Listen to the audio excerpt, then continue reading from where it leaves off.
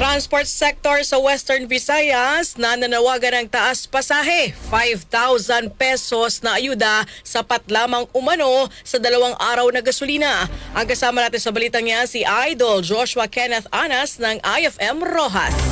Pinasasalamatan ng sektor ng transportasyon sa Western Visayas ang subsidy na 5,000 pesos para sa mga driver ng pampublikong sasakyan. Ngunit sinabi nilang hindi ito sapat upang mapawi ang tumataas na gasto sa langis. Dahil dito, muling nanawagan ang mga ito para sa pagtaas ng pasahe sa jeep at taxi. Ayon sa mga lider ng mga kooperatiba sa transportasyon at mga operator ng taxi, pansamantalang ginhawa ang naturang subsidiya, subalit binigyang diin nilang kung walang pag-amyenda sa pasahe, magpapatuloy ang paghihirap ng maraming operator na makayanan ang araw-araw nilang gasto sa operasyon, lalo na't pabago-bago ang presyo ng langis na konektado sa patuloy na tensyon sa Middle East. Nagpasalamat si Raimundo Boyet Parcon, chairman ng Western Visayas Transport Cooperative, sa gobyerno sa tulong pinansyal na ibinigay sa sektor ng transportasyon, ngunit binigyang diin niya na ang halagang 5,000 pesos ay kakasya lamang sa halos 2 araw na gasolina para sa mga minibuses. Hinihiling niya na mas maging kapakipakinabang kung ang subsidiya ay ibinibigay ng regular imbis na isang beses lamang, lalo na't hindi patiyak ang tagal ng tensyon sa Middle East at ang epekto nito sa presyo ng langis. Dahil dito nananawagan si Parcon sa gobyerno na magbigay ng provisional authority sa mga grupo ng transportasyon upang makapagpatupad ng pagtaas ng pasahe para makabawi ang mga operator sa patuloy na pagtaas ng kanilang gastos sa operasyon. Kasama mo sa RMN DYVR at IFM Rojas, Idol Joshua Kenneth Anas, Tatak RMN!